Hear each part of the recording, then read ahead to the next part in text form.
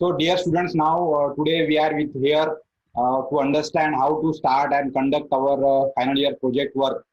So, in yesterday's meeting, we are talk about कुछ topics हमने देखे थे जो टॉपिक्स मैंने आपको इसके पहले भी एक्सप्लेन किए थे. तो उन टॉपिक से हम लोग एक बार शुरुआत करेंगे.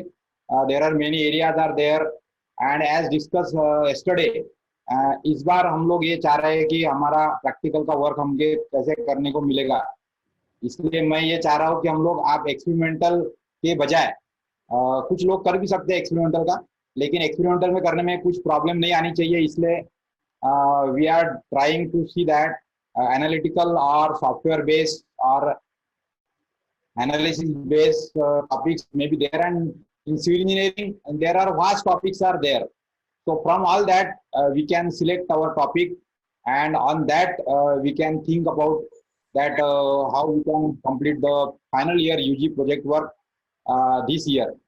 So already we have discussed that these are the some of the topics for project work, that is structural designing and detailing, then environmental system design and monitoring, then building information modeling, then building services and maintenance, then website and software development for civil projects. Now there are some of the areas, कुछ software है जो building information modelling के है, उसके बारे में आप training programme करके now that software you can learn, and in that software you can create any of your modeling or any analysis, then Primavera, then StatPro, then Civil 3D, then 3D Max, then AutoCAD Revit. So these are many of their softwares are there. Like then again there are some GIS softwares are there. Then soil structure interaction, for that you can use some open source software like QGIS. Then for surveying and modeling, so there also you can take the advantage. So for every subject in the civil engineering, there are small open source software also, and there are some full-fledged professional softwares also. So for the project also you can have the training of that. You can complete the training program of 2-3 months on your own in your online mode, and then you can utilize that software for project work also. So these are some of the areas again where you can start finding out the topic for your project work. So here software testing and analysis, that is also possible. Then estimating and material management, then surveying project for design work. So here also you can prepare some of the project design based on the survey data, then geotechnical investigation and testing, then transportation problem survey and design. So all with this, there are some rural development projects also, but field work cannot be possible because of this COVID-19 pandemic. But application oriented and design oriented or analysis oriented projects can be also taken for rural development works. So in this respect, now there are some of the consultancy services which civil engineer can offer. So your focus should be, you should be able to learn these skills from your project work, such as some of the projects you can utilize the building planning work or building permission work. Somewhere you can formulate the estimation by using Excel, then how to calculate the material for a required quantity, then material testing, how it can be done, then structural designing, land measurement. So these are the some of the areas where you should focus as a skill development opportunity with this final year project. And with this topic, you can further extend your project work for soil testing, then some water quality testing, then concrete testing, then 3D model making, then construction billing, then MIP design, and non-destructive testing. So these are the few domain areas which I have highlighted. But today in the afternoon we will release the project list which are conducted by our student in last 3 years. So you have to see that by avoiding that topic or similar topic with different scope and with different study area and with different application, you can choose the topic of the your final year project. So that list also we are releasing, and we are also releasing the some of the guidelines and the links for your preparation of project report. तो ये जो आपका project report होने वाला है, ये आप में इसके अंदर क्या क्या कंटेंट रहेंगे और उसको कैसे प्रिपेयर करना है वो सब हम लोग यहाँ देखेंगे। सबसे पहले तो आज आपको एक शेड्यूल दिया जाएगा जिसमें आपको मंथ वाइज या वीक वाइज एक्टिविटीज दी गई है कि शुरू में आपको क्या करना है, पेपर डाउनलोड करना है, लिटरेचर रिव्यू करना है, टॉपिक डिसाइड करना है, गाइड के साथ में मीटिंग करना है। इसका डेट शेड्यूल आपको दिया गया है। So that date schedule you have to follow along with your guide. And project leader जो है उनको ये ध्यान में रखना चाहिए कि हमारे सभी जो टीम है मेंबर वो सब लोग इसके अंदर कंट्रीब्यूट कर रहे हैं and that way we have to go further. So first of all we will understand what content you have to create as your project report. So this is our first chapter. Total यहाँ पर आपके 5 chapter होने वाले हैं। तो पहला chapter जो होगा उसका नाम होगा पहले चैप्टर का introduction. Remember here that whatever the 5 names we are giving, that only 5 chapters are needed there. So no other chapter can be included and that you don't have to refer to the other guidelines. So in that fashion only we have to go for preparing your final year project report. तो सबसे पहला तो आपका chapter रहेगा introduction. इसके अंदर minimum 5 topic होंगे हमारे। So 1.1 that will be general about the title. तो ये 1.1 जो रहेगा यहाँ पे आपका जो प्रोजेक्ट का टाइटल है, ये टाइटल में के जो कीवर्ड्स है उन कीवर्ड्स को आपको एक्सप्लेन करना है। For example if you are talking about the structural design of some of the building, तो फिर वो स्ट्रक्चरल डिजाइन का मीनिंग क्या होता है and how that is in brief that you have to explain the meaning of structural design and meaning of building planning और building construction और supervision. What are the keywords will be there in your title. Remember here the title word is important. आपके title में जितने सारे keywords होंगे उन keywords को आपको एक्सप्लेन करना है ब्रीफ में। so that will be contributed by your topic सब टॉपिक that is 1.1 जनरल। उसका हेडिंग रहेगा 1.1 जनरल और इसमें आपका जो टाइटल है उसके बारे में आप जनरल इंफॉर्मेशन लिखेंगे, नॉट स्पेसिफिक। यहाँ पे कोई रेफरेंस वगैरह देना नहीं है आपको और एकदम इंट्रोडक्टरी एक नए व्यक्ति को आपका टाइटल में के जो कीवर्ड्स है वो समझा रहे हैं, इस प्रकार से उसके अंदर आपको शुरुआत करके लिखना है। देन नेक्स्ट सब टॉपिक इन दिस चैप्टर ये होगा आपका 1.2। 1.2 का हेडिंग होगा आपका नीड ऑफ द स्टडी। यानी आपका जो टॉपिक आपने लिया है प्रोजेक्ट का, वो टॉपिक की क्या नीड है, वो नीड हमको यहाँ पर एक्सप्लेन करनी है। So we are talking about the first chapter and there आपका जो सेकंड टॉपिक होगा 1.2 that will be need of the study।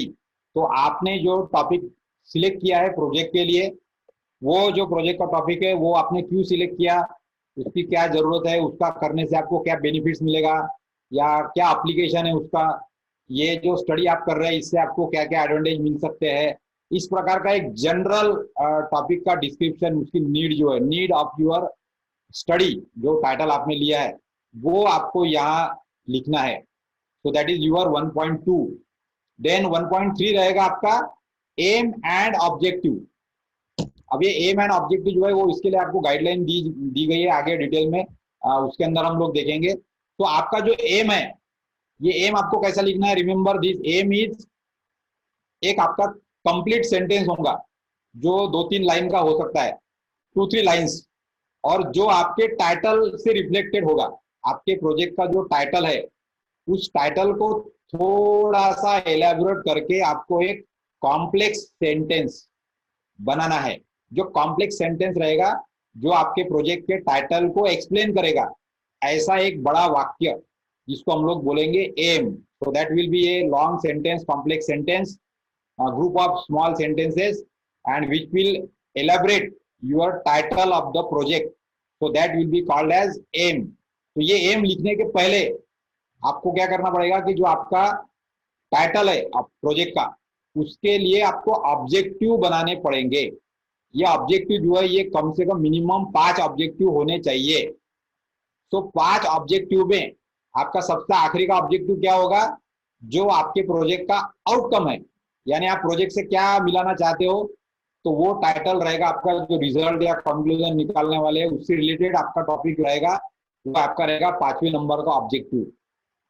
और फिर उसके पहले 4 ऑब्जेक्टिव लिखना है।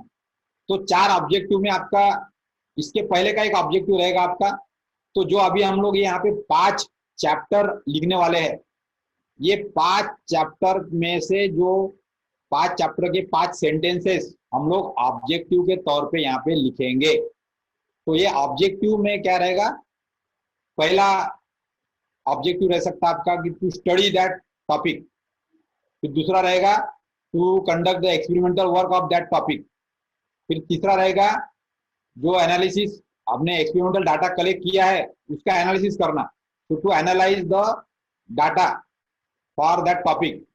और आखिरी का रहेगा to formulate the conclusion on that study.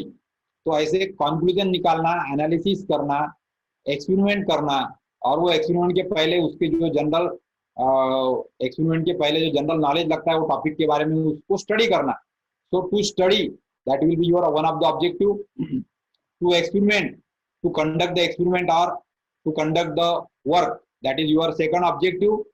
And then to analyse the data, that is your third objective, and to formulate the conclusion, that will be your fourth objective। ऐसे 4 ऑब्जेक्टिव तो कैसे लिखना है वो मैंने आपको बता दिए। इसमें आप 1 2 3 ऑब्जेक्टिव आगे पीछे ऐड कर सकते हो, and minimum 6 objective, minimum 5 objective, ज्यादा से ज्यादा 6 या 7, बस इससे ज्यादा नहीं होंगे। so that 5 objective you have to formulate। तो जो आपका चैप्टर नंबर 2 3 4 5, ये जो 4 चैप्टर है, इसके 4 ऑब्जेक्टिव रहेंगे आपके। पहले चैप्टर का जो टाइटल रहेगा वो रहेगा इंट्रोडक्शन, देन उसके अंदर 5 सब टॉपिक रहने वाले हैं। तो पहले सब टॉपिक का नाम रहेगा 1.1 जनरल, इसके अंदर हम लोग टाइटल के बारे में लिखेंगे, एक आधे पौन पेज का रहेगा ये। Then second point will be 1.2, that will be need of the study, ये भी हमारा पौन पेज बोलो या 1 पेज होगा हमारा A4 साइज का। तो इसके अंदर introductory information regarding your topic और इसकी क्या जरूरत है, वो नीड हमको सेंटेंसेस में लिखने हैं, पॉइंट वाइज नहीं लिखना है। यहाँ पे पैराग्राफ रहेगा ये, this is all the paragraph. Then तीसरा हमारा सब टॉपिक आता है जिसका नाम है एम एंड ऑब्जेक्टिव।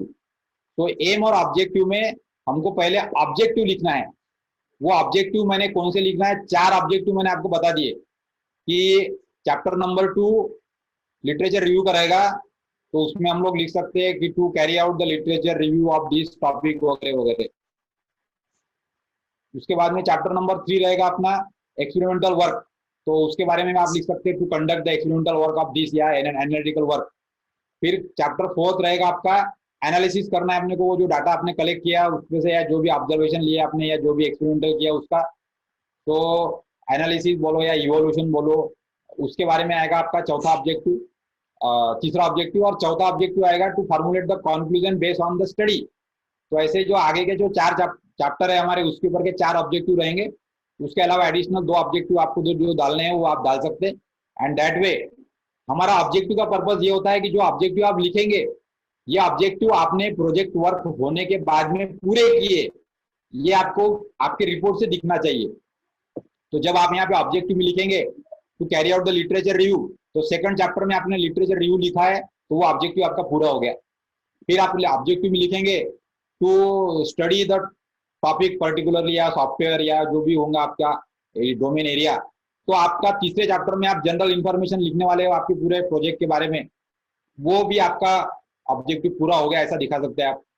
चौथे चैप्टर में आप पूरा एक्सपेरिमेंटल डाटा का जो एनालिसिस किया आपने, कौन सा डाटा कलेक्ट किया है, एक्सपेरिमेंटल वर्क किया, एनालिटिकल वर्क किया, या एक्चुअली क्या किया आपने प्रोजेक्ट में, उसके फोटोग्राफ्स वगैरह सब डालेंगे, तो वो भी ऑब्जेक्टिव आपका पूरा हो गया, वो दिखाएंगे आप टू कंडक्ट द एनालिसिस और इवोल्यूशन और द स्टडी और एक्सपेरिमेंटल वर्क वगैरह वगैरह। और 5वें चैप्टर में आप कंक्लूजन और रिजल्ट लिखने वाले हैं, तो उसका भी एक ऑब्जेक्टिव आपका यहाँ पे आ जाएगा, जो होगा कि भाई टू फॉर्मुलेट द कंक्लूजन और result based on the study करके। तो ये ऑब्जेक्टिव जो लिख रहे हैं आप, ये ऑब्जेक्टिव पूरे हो गए ऐसा आपको दिखना चाहिए आपके प्रोजेक्ट रिपोर्ट में।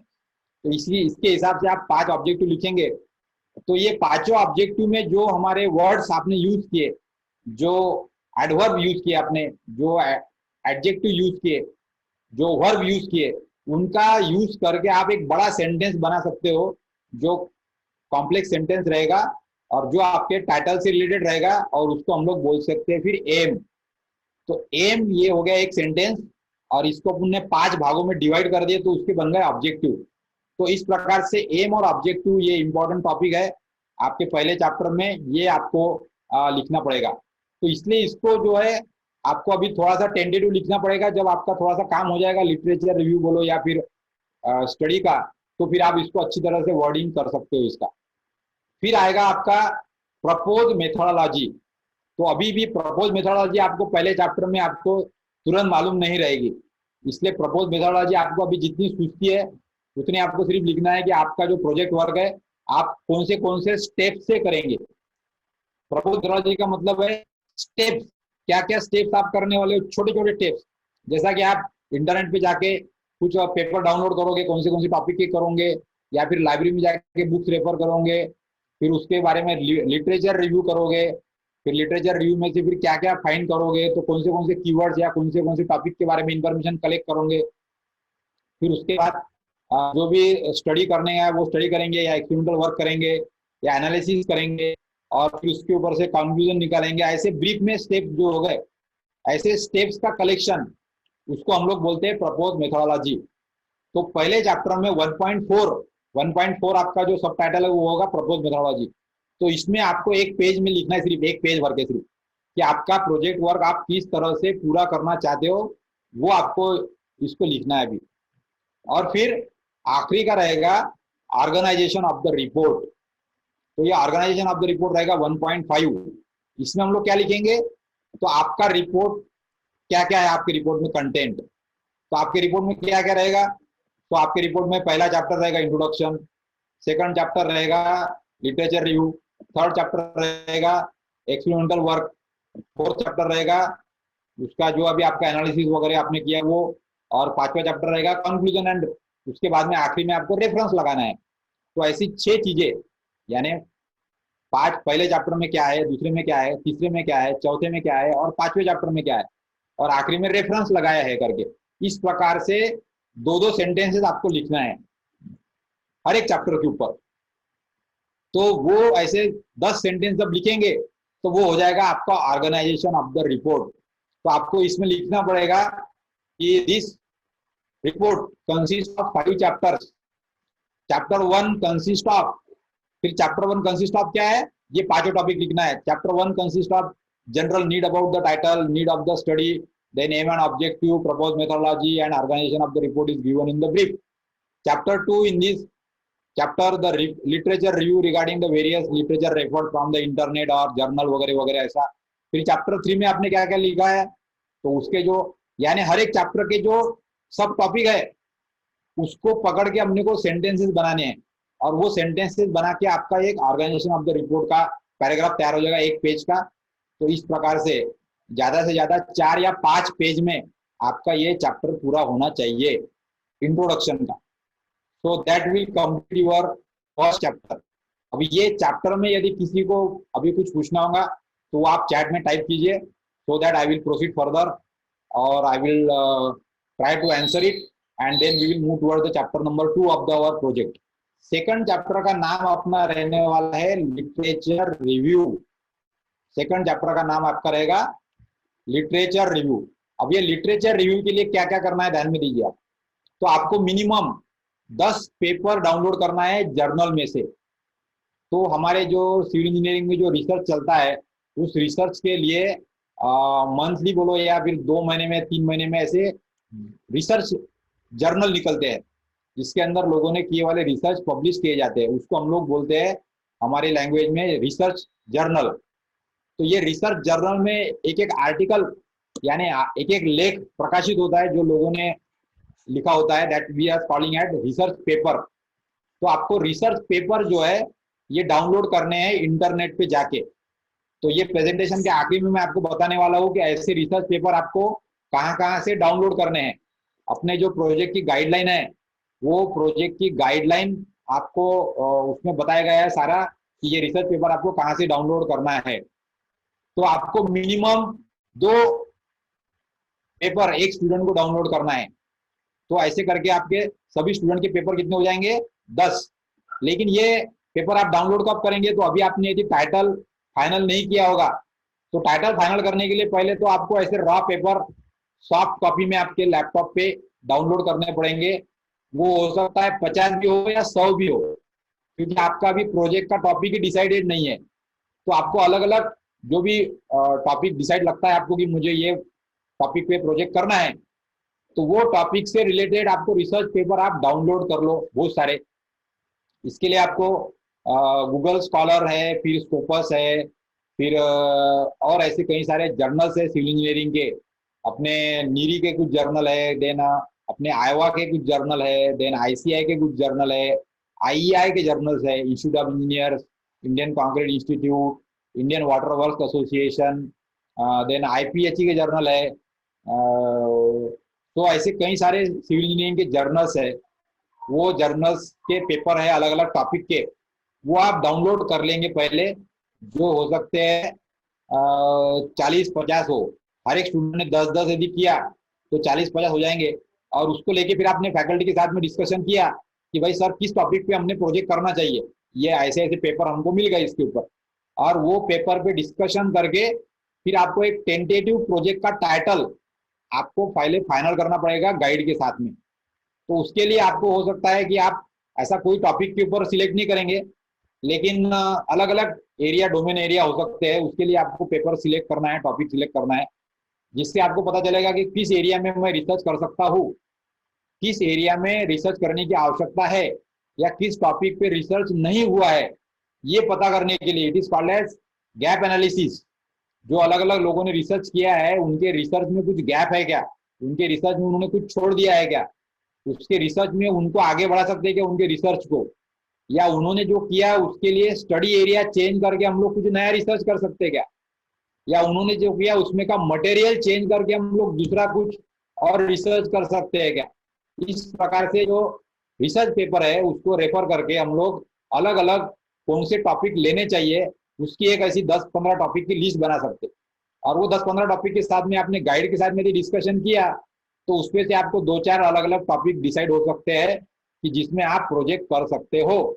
फिर आपने जो टॉपिक डिसाइड कर लिए 2-4, फिर उस पर आपको डिसाइड करना है कि कौन से पेपर आपने जो डाउनलोड किए उसको इस्तेमाल करना है करके। तो आपके पास में कम से कम एक एक टॉपिक के 5 से 10 पेपर, तो कम से कम 10 तो होना ही चाहिए। It is compulsory that 10 paper literature review is compulsory in second chapter. दूसरे चैप्टर में कम से कम 10 रिसर्च पेपर का लिटरेचर रिव्यू लिखना ही है, यानी 2 रिव्यू एक स्टूडेंट लिखेगा, एक स्टूडेंट 2 पेपर का रिव्यू लिखेगा। लेकिन वो 10 पेपर कौन से होंगे, वो 10 पेपर सिलेक्ट करने के लिए आपको पहले 100 पेपर डाउनलोड करने पड़ेंगे, और वो 100 पेपर में से फिर सॉर्ट आउट करके फाइनल 10 या 20 पेपर सिलेक्ट होंगे आपके, और फिर वो आपको आपस में बांट लेना है। तो मिनिमम 2, मैक्सिमम 5, ये लिमिट है हमारी रिसर्च पेपर की। तो एक विद्यार्थी कम से कम, आपको लगता है कि ज्यादा काम नहीं करना है मुझे, 2 पेपर रेफर करो आप, और अच्छा आपको लगता है कि नहीं मेरा प्रोजेक्ट का वर्क अच्छा होना चाहिए, तो 5 रिसर्च पेपर एक स्टूडेंट ने पढ़ने चाहिए, और उसमें क्या क्या दिया है उसके बारे में इंफॉर्मेशन गैदर करनी चाहिए, और उसके लिए लिटरेचर रिव्यू लिखना चाहिए। अब ये लिटरेचर रिव्यू कैसा लिखने का, इसके लिए आपको एक हम लोग एक्सेल की फाइल देने वाले हैं। वो एक्सेल फाइल में आपने वो जो कॉलम दिए वाले हैं एक्सेल फाइल के, वो कॉलम आपने यदि भरना शुरू कर दिए तो अपने आप से आपका लिटरेचर रिव्यू तैयार हो जाएगा। तो लिटरेचर रिव्यू में आपको जो एक्सेल की फाइल दी है, तो आपने एक पेपर लिया, तो वो पेपर का फिर टाइटल क्या है, उसका ऑथर कौन है, फिर कौन से जर्नल में पब्लिश हुआ, उसका आईएसएन नंबर क्या है, कौन से वॉल्यूम और ईयर में वो पब्लिश हुआ था पेपर, फिर उसके कीवर्ड्स क्या है, फिर कीवर्ड्स के बाद में फिर उन्होंने कौन सी रिसर्च मेथोलॉजी यूज की, फिर रिसर्च मेथोलॉजी के लिए उन्होंने कौन से मटेरियल यूज किए, फिर कौन से सॉफ्टवेयर यूज किए, फिर उसके अलावा कौन से टेस्ट यूज किए, अलग अलग टेस्ट के नाम, फिर उसके बाद में कौन से इंस्ट्रूमेंट यूज किए, वो इंस्ट्रूमेंट के नाम, और फिर उन्होंने कौन से पैरामीटर्स को एनालिसिस किया, तो वो पैरामीटर्स की लिस्ट, और फिर वो पैरामीटर्स के ऊपर से उन्होंने कौन से फाइंडिंग्स या रिजल्ट निकाले उसकी लिस्ट, और उस पे से फिर उन्होंने फाइनल कंक्लूजन क्या निकाला। ऐसा हर एक रिसर्च पेपर के बारे में इंफॉर्मेशन आप एक्सेल फाइल में फिलअप कर सकते हो। वो एक्सेल फाइल हर एक स्टूडेंट ने करना शुरू कर दिया तो अपने आप से आपका लिटरेचर रिव्यू होना शुरू हो जाता है। तो आपको मिनिमम 2 या मैक्सिमम 5 ऐसे रिसर्च पेपर का लिटरेचर रिव्यू एक्सेल फाइल में फिलअप करना है।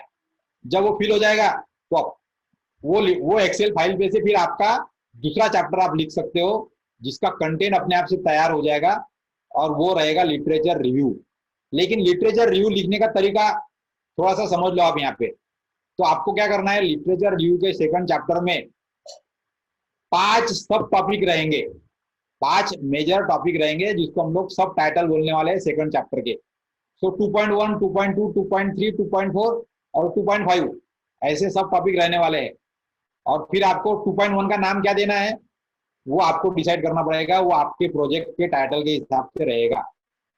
फिर 2.2 क्या रहेगा, तो ऐसे 5 सब टॉपिक में आपको 10 या 20 पेपर को इंक्लूड करना है। तो आपका जो भी सब टॉपिक रहेगा उसके ऊपर के जो 2-3 सिमिलर टाइप के पेपर है उसका रिव्यू आप वो पैराग्राफ में लिख देंगे, तो वो 2.1 हो जाएगा आपका। फिर ऐसे 2-3 और अलग अलग पेपर का कंबाइन करके और एक सब टॉपिक बनेगा आपका, उसके अंदर आप 2-3 पेपर का कंबाइन कर लेंगे। तो इस प्रकार से आपको लिटरेचर रिव्यू का जो सेकंड चैप्टर है उसमें 5 सब टॉपिक रहेंगे और उसको कंप्लीट करना है। लेकिन ये लिटरेचर रिव्यू की फाइनल प्रोसेस शुरू करने के पहले अभी आपको एक रॉ लिटरेचर सर्वे करना पड़ता है। रॉ लिटरेचर सर्वे का मतलब यह है कि आपको अभी पता नहीं है कि कौन सा टॉपिक है प्रोजेक्ट का, फिर भी आप सिर्फ अलग अलग सिविल इंजीनियरिंग के टॉपिक से रिलेटेड पेपर डाउनलोड कर रहे हैं और ऐसे पेपर आपने 50-100 जमा कर लिए सॉफ्ट कॉपी में, तो वो हो गया रॉ लिटरेचर रिव्यू। ये रॉ लिटरेचर रिव्यू करने के बाद में आपका टॉपिक फाइनल होगा प्रोजेक्ट का, और फिर जो टॉपिक फाइनल होगा उस टॉपिक से रिलेटेड ही आपको फिर पेपर उसमें से सिर्फ सिलेक्ट करके बाहर निकालना है अलग से, जो आपके मिनिमम 2 या मैक्सिमम 5 पर स्टूडेंट ऐसे रहेंगे। तो हर एक प्रोजेक्ट बैच को 10 पेपर का लिटरेचर रिव्यू कम से कम या फिर मैक्सिमम 25 पेपर का लिटरेचर रिव्यू करना पड़ेगा, और उसको 5 सब टॉपिक में डिवाइड करके आपको सेकंड चैप्टर जो है ये आपको आपका कंप्लीट करना है। तो ये जो ब्रीफ इंफॉर्मेशन थी लिटरेचर रिव्यू के बारे में वो मैंने अभी आपको बताया। आपका जो प्रोजेक्ट का टाइटल है उस प्रोजेक्ट से टाइटल से रिलेटेड 5 सब टॉपिक आपको फाइनल करना है, और हर एक सब टॉपिक के अंदर आपको 2 या 3 लिटरेचर पेपर को डाउनलोड करके उसके ऊपर से लिटरेचर रिव्यू करके उसका जो इंफॉर्मेशन है वो सब टॉपिक में आपको लिखनी है। तो इस प्रकार से आपका सेकंड चैप्टर का काम पूरा होगा। लेकिन सेकंड चैप्टर का काम पूरा होने के पहले आपको पहले अलग अलग टॉपिक पे रिलेटेड पेपर डाउनलोड करने पड़ेंगे और उसपे से फिर टाइटल पहले फाइनल करना पड़ेगा। टाइटल फाइनल करने का तरीका ये है कि आपको टाइटल पहले गाइड के साथ में डिसाइड कर लो आप, और गाइड के साथ में डिसाइड होने के बाद में जो आपके टाइटल रहेंगे वो टाइटल गाइड के थ्रू मेरे पास में भेजना है as a head of the department HOD के पास में, और फिर वो टाइटल को मैं फाइनल अप्रूव करूंगा कि ये टाइटल हो सकता है पॉसिबल और इसके लिए कोई प्रॉब्लम नहीं है और इसके पहले ये टॉपिक हुआ नहीं है, तो दैट आई विल चेक। और हमारे प्रोजेक्ट कोऑर्डिनेटर है डॉक्टर हरले सर, वो भी रिव्यू लेंगे उसके ऊपर, और हम लोग ये देखेंगे कि जो आपका टॉपिक है प्रोजेक्ट का वो अच्छा होना चाहिए और आपको उसके ऊपर सफिशिएंट लिटरेचर पेपर भी मिलने चाहिए और आपको डिफिकल्टी भी नहीं जानी चाहिए। और ये सारा देखते हुए फिर एचओडी की तरफ से आपको फाइनल टाइटल के लिए आपको परमिशन मिलेगी कि आपका ये टाइटल फाइनल हो चुका है करके। जब आपका टाइटल फाइनल कर देंगे एचओडी, उसके बाद में फिर आपको वो टॉपिक के ऊपर के आपके जो पेपर है 10 पेपर बोलो या 20 पेपर या 25 पेपर, मिनिमम 10 मैक्सिमम 25 पेपर, वो 25 पेपर जो है वो आपको पहले फिक्स करना है फिर कि कौन से पेपर पे आप लिटरेचर रिव्यू करने वाले हो। कोई भी पेपर पे टॉपिक पे नहीं करने हैं। और इसके साथ में फिर आपका जो लिटरेचर रिव्यू है वो एक्चुअल में शुरू होगा। फिर उसके लिए वो 25 पेपर जो है उसको आप एक भी कर सकते हो कि आपने जो पेपर डाउनलोड किए उसके ऊपर आपके जो 5 के नाम है उसके इनिशियल लिख दो आप, यानी कौन सा स्टूडेंट कौन सा पेपर रेफर करेगा। तो उसके लिए आप डिसाइड कर दो, वो ग्रुप लीडर का काम है कि ये पेपर का नाम ये है और ये वाला पेपर का लिटरेचर रिव्यू ये वाला स्टूडेंट करने वाला है। तो अपने आप में पांचों स्टूडेंट के पास में आपको आपके जो पेपर है वो डिस्ट्रीब्यूट कर देना है। ये काम आपका गाइड और आपके प्रोजेक्ट लीडर जो है वो करेंगे। और फिर उसका लिटरेचर रिव्यू का टाइपिंग करने का काम भी हर एक स्टूडेंट को करना है एक्सेल फाइल के अंदर। वो जो एक्सेल फाइल है वो आपको शेयर की जाएंगी। उसमें आपको आपके पेपर का लिटरेचर रिव्यू हर एक स्टूडेंट अपने अपने 2 का मिनिमम या मैक्सिमम 5 पेपर का लिखेगा। और ऐसा करके आपके एक्सेल फाइल में लिटरेचर रिव्यू का काम पूरा हो जाएगा। जब वो एक्सेल फाइल पूरी तैयार हो गई तो फिर उसके ऊपर से आपको सब टाइटल बना के 5 सब टाइटल में आपको पूरा वर्क कंबाइन करके पैराग्राफ बना के लिखना है। और वो पैराग्राफ जो होंगे वो 5 पैराग्राफ होंगे। हो सकता है वो 5 पेजेस के हो या फिर 10 पेजेस के हो। तो मिनिमम 10 पेजेस तो होना ही चाहिए सेकंड चैप्टर में, मिनिमम 10 पेजेस सेकंड चैप्टर में। तो ऐसे 5 टॉपिक के 10 पेज, ऐसा करके आपका सेकंड चैप्टर जो है लिटरेचर रिव्यू। और ये जो चैप्टर है वो आप जितना अच्छा करेंगे, लिटरेचर रिव्यू में जितनी अच्छी इंफॉर्मेशन आप एक्सट्रैक्ट करेंगे, जितने अच्छा रीडिंग करके उसको समझेंगे, तो उसके हिसाब से आपका प्रोजेक्ट में आपको आगे क्या करना है, कौन सा मटेरियल, कौन सी टेस्ट, कौन सा स्टडी एरिया, या कैसा काम करना है, कौन सी मेथड, कौन सा फार्मूला, या कौन सा एनालिसिस का मेथड, या कौन सा टूल, कौन सा सॉफ्टवेयर, कौन सा इंस्ट्रूमेंट ये यूज करना है, ये सारा पता चलेगा आपको लिटरेचर रिव्यू के रिसर्च पेपर पढ़ने से। और उसके अलावा फिर आप लिटरेचर रिव्यू के तौर पे इंटरनेट की वेबसाइट भी रेफर कर सकते हो अलग अलग कंपनीज की, या फिर आप बुक्स भी रेफर कर सकते हो अलग अलग लाइब्रेरी में से, या फिर आप न्यूज़पेपर के आर्टिकल्स, या ऐसे कई सारे लिटरेचर रिव्यू के लिए आप रिसोर्सेज यूज कर सकते हो। वो आपको कैसे यूज करना है दैट यू हैव टू सी। लेकिन मिनिमम 10 पेपर रिव्यू करना है, ये इतना कंपलसरी है। उससे ज्यादा आप कर सकते तो that is beneficial for your batch. तो इस प्रकार से हम लोग हमारा सेकंड चैप्टर जो है वो पूरा करेंगे। तो हियर ये जो सेकंड चैप्टर का आप काम करेंगे, इसमें आपको सबसे इंपॉर्टेंट होता है रेफरेंस की लिस्ट। यानी जो पेपर आपने डाउनलोड किए, या जो बुक आपने इस्तेमाल की, या जो आईएस कोड आपने यूज किया, या जो आर्टिकल यूज किया, या जो भी वेबसाइट रेफर की, तो उस वेबसाइट का एड्रेस, ये सब आपको रेफरेंस लिस्ट में लिखना रहता है प्रोजेक्ट के आखिरी में। तो ये रेफरेंस लिस्ट लिखने के लिए क्या होता है प्रॉब्लम, कि हम लोग क्या करते हैं, पेपर तो डाउनलोड कर लेते, और पेपर डाउनलोड करने के बाद में पता चलता कि वो पेपर कौन से जर्नल में पब्लिश हुआ था, कौन से मंथ में पब्लिश हुआ था, और उसका नाम और क्या है वो भूल जाते अपन। तो पेपर डाउनलोड करते समय सबसे पहले ये ध्यान में रखने का कि जब भी आप कोई भी पेपर डाउनलोड करते हो, तो वो पेपर डाउनलोड करने के टाइम पे आपके जो लैपटॉप पे जो स्क्रीनशॉट रहता है वो रिसर्च पेपर का, जब सर्च में जाते हैं आप गूगल में सर्च में जाके आप टाइटल डालते हो, टाइटल में आपको प्रोजेक्ट के टाइटल दिखते हैं वहां पे, फिर तो उसका स्क्रीनशॉट आपको सेव कर लेना है। तो आप जितने भी बार कोई भी पेपर डाउनलोड करोगे गूगल से या गूगल स्कॉलर से, तो हर बार आपके लैपटॉप का स्क्रीनशॉट सेव करके रखो। नहीं तो फिर वो पेपर कहाँ से डाउनलोड किया था, कौन सी वेबसाइट थी, और कौन से पेपर में, कौन से जर्नल में, कौन से ईयर में पब्लिश हुआ था, ये इंफॉर्मेशन वो पेपर में नहीं रहती। पेपर तो डाउनलोड कर लेते हम लोग पीडीएफ में, लेकिन वो पेपर में बाकी की इंफॉर्मेशन नहीं मिलती है। इसलिए पेपर डाउनलोड करते समय जो वेबसाइट से आप इंटरनेट से डाउनलोड कर रहे हो उसके लिए, या जो बुक पब्लिश कर रहे हो उसका पब्लिशर वगैरह क्या है, इसकी इंफॉर्मेशन आपको डाउनलोड करते समय ही याद रखनी पड़ती है, या स्क्रीनशॉट लेके उसके सेव कर लो। स्क्रीनशॉट एक वर्ड की फाइल बना लो और उसमें स्क्रीनशॉट लेके पेस्ट करते जाओ। तो कौन से पेपर कहाँ से डाउनलोड किया, ऐसे 30-40 स्क्रीनशॉट आपके पास में वर्ड के फाइल में सेव हो जाएंगे। तो कौन सा पेपर कहाँ से डाउनलोड किया था उसकी इंफॉर्मेशन आपके पास में ऑटोमेटिक सेव रहेगी, और फिर उसमें से आप रेफरेंस लिस्ट बना सकते हो। सेकंड चैप्टर में जो पेपर आपने रेफर किए उसकी रेफरेंस की लिस्ट प्रोजेक्ट रिपोर्ट के आखिरी में लगाना पड़ता है। और उसी के अलावा फिर आईएस कोड आपने यूज किया तो आईएस कोड के नाम आपको आखिरी में लिखने पड़ते हैं वो रेफरेंस के लिस्ट में। तो इसके लिए आप जब भी कोई इंफॉर्मेशन डाउनलोड करेंगे इंटरनेट से, तो वो कौन से वेबसाइट से डाउनलोड की है और कौन से तारीख को की, ये तारीख भी आपको लिख के रखना पड़ता है आपके नोटबुक में। तो इसलिए प्रोजेक्ट रिपोर्ट के लिए एक छोटी सी नोटबुक बना लो आप, 2-4 पेजेस, 8-10 पेजेस की। उसके ऊपर ये सारी चीज आपने नोट करके रखनी चाहिए कि ये वेबसाइट को मैंने ये तारीख को विजिट किया था, और मैंने वहां से ये डाउनलोड किया, और डाउनलोड करके मुझे जो मेरा जो वेबसाइट और उसका रेफरेंस स्क्रीनशॉट है वो मैंने वर्ड के फाइल में सेव करके रखा। और तब जाके जब फैकल्टी आपका फाइनल पेपर डिसाइड कर देंगे कि ये पेपर रेफर करना है, तो वो पेपर का रेफरेंस आपको लिखना पड़ेगा। तो वो कैसा लिखना है, उसके लिए ये सारी चीजें लिटरेचर रिव्यू के लिए आपको ध्यान में रखनी है। तो इस प्रकार से आप सेकंड चैप्टर का काम पूरा करेंगे। फिर आएगा अपना थर्ड चैप्टर।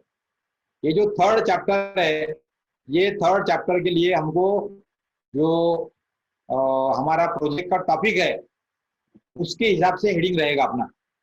तो इसको हम लोग बोलेंगे theory about the project area, या उसका आपका जो भी कंसेप्ट है वो कंसेप्ट क्या है।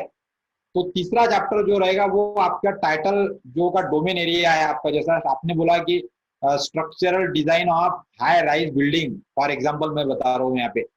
तो हाई राइज बिल्डिंग का स्ट्रक्चरल डिजाइन, इसके बारे में जो इंफॉर्मेशन रहती है, समझ लो आपको एक चैप्टर बनाना है इस टॉपिक के ऊपर, है structural design of high rise building. इसके ऊपर एक चैप्टर यदि आपको लिखने को बोला, तो वो चैप्टर में आप क्या क्या लिखेंगे? तो क्या लिखेंगे आप कि वो स्ट्रक्चरल डिजाइन का कंसेप्ट क्या रहता, फिर स्ट्रक्चरल डिजाइन की डेफिनेशन लिखेंगे, फिर स्ट्रक्चरल डिजाइन का प्रिंसिपल लिखेंगे, फिर स्ट्रक्चरल डिजाइन के लिए अलग अलग कौन से फार्मूले यूज करने वाले हैं, उन फार्मूले को आप समराइज कर सकते हो। फिर ये फार्मूले कैसे डिराइव किए उसके बारे में भी आप एक्सप्लेनेशन लिख सकते हो चैप्टर में। फिर स्ट्रक्चरल डिजाइन के अलग अलग मेथड्स क्या है, मेथड्स के नाम आप लिखोगे। फिर वो मेथड्स को एक्सप्लेन भी करोगे आप, मेथड्स को एक्सप्लेन भी करना है आप करना है। फिर स्ट्रक्चरल डिजाइन के लिए कोई टेक्निक्स होंगी तो वो टेक्निक्स लिखेंगे, पहले लिस्ट लिखेंगे उसकी, और वो टेक्निक्स के बारे में फिर एक्सप्लेनेशन भी लिखेंगे छोटा छोटा।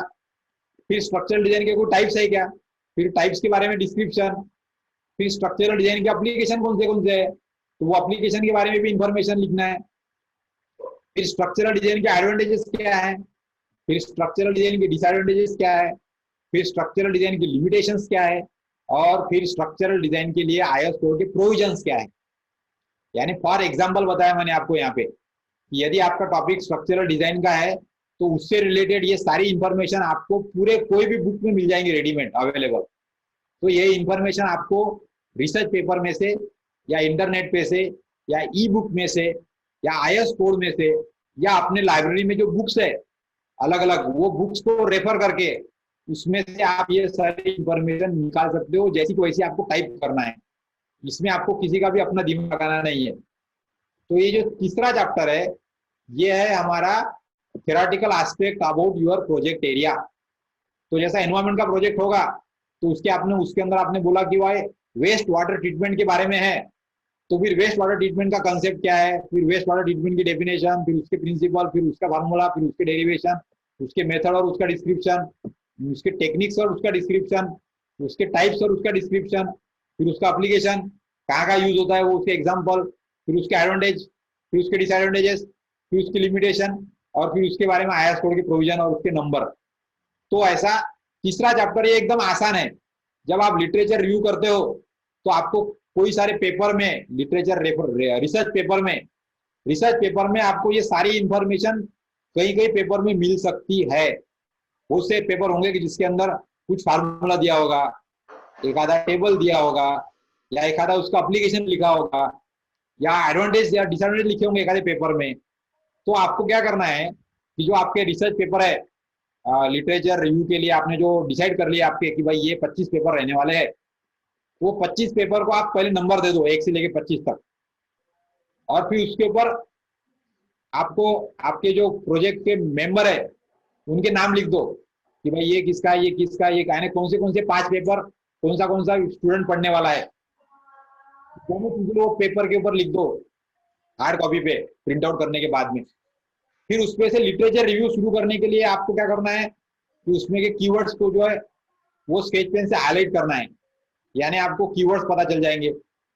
फिर उसके बारे में जो पेपर में लिखा है इंफॉर्मेशन, वो इंफॉर्मेशन पे आपको फिर लाल पेन से उसके ऊपर लिखना चाहिए कि ये जो पैराग्राफ है ये पैराग्राफ मैं आपके सेकंड चैप्टर में लिखूंगा, तो वहां पे लिख देने का सेकंड चैप्टर करके। फिर एक आधा फार्मूला आप लिख रहे होंगे तो वो फार्मूला आपको तीसरे चैप्टर में लिखना है, तो वो पेपर में वहां लिख दो कि थर्ड चैप्टर।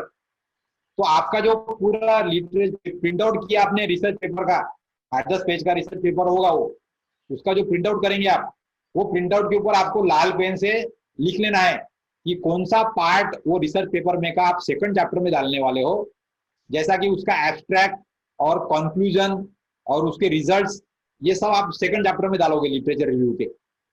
लेकिन उसमें की जो बेसिक इंफॉर्मेशन है, फिक्स इंफॉर्मेशन है, जैसा कि definition, principle, formula, concept, application, advantage, disadvantages, ये जो सारी इंफॉर्मेशन है रिसर्च पेपर में की, ये रिसर्च इंफॉर्मेशन आप डालोगे तीसरे चैप्टर में। तो वहां पे हर एक पेपर के ऊपर ऐसा पेन से लिख देने का थर्ड चैप्टर करके।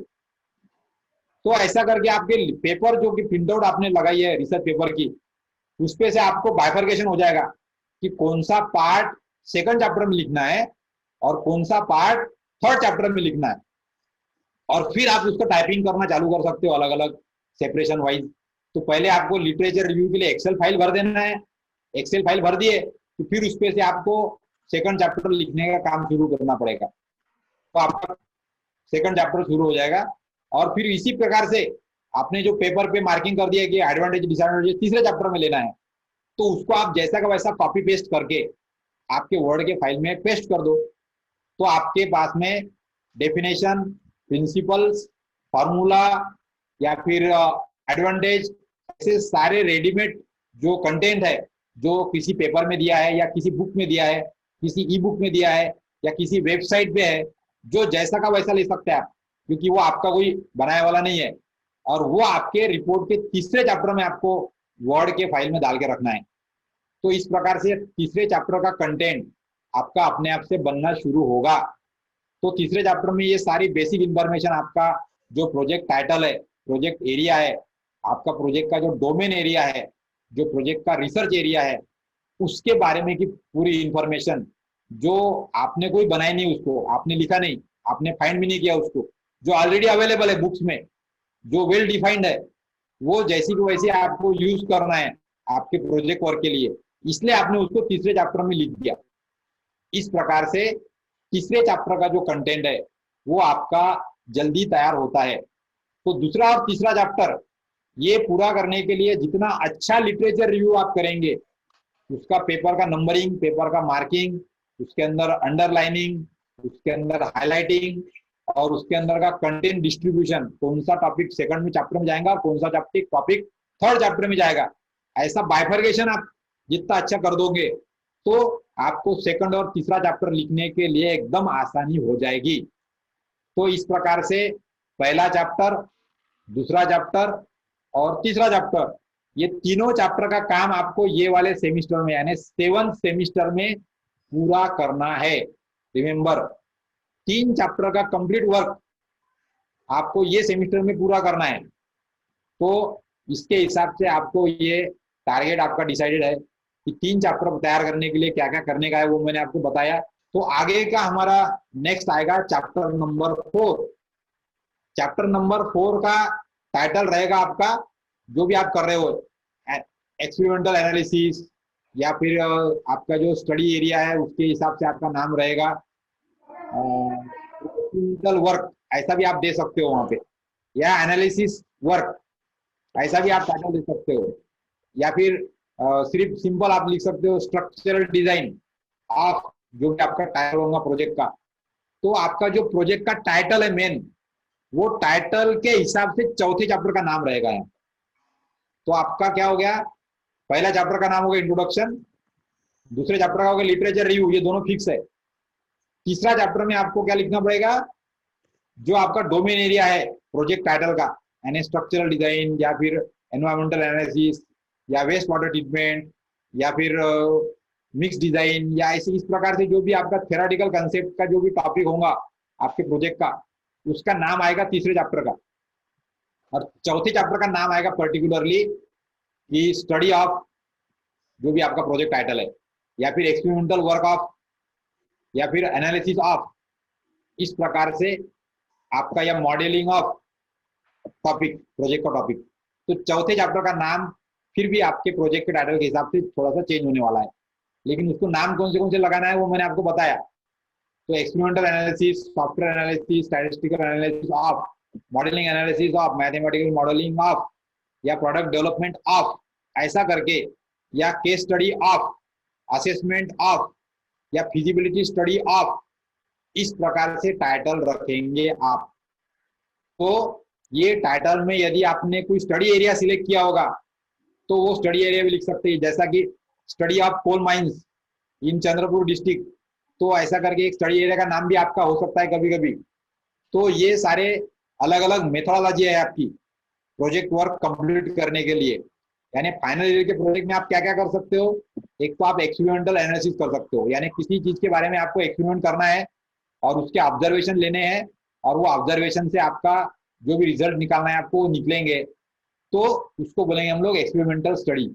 यहाँ पे कंक्रीट के क्यूब टेस्ट करना है, पानी का टेस्टिंग करना है, पानी के कोई पैरामीटर मिक्स करना है, या फिर अलग अलग मटेरियल का कॉम्बिनेशन करके उसका एप्लीकेशन करके देखना है, या अलग अलग मटेरियल की टेस्टिंग करनी है आपको, स्ट्रेंथ के बारे में, लाइफ के बारे में, या अलग अलग पैरामीटर्स के लिए। तो वो सारा हो गया एक्सपेरिमेंटल एनालिसिस।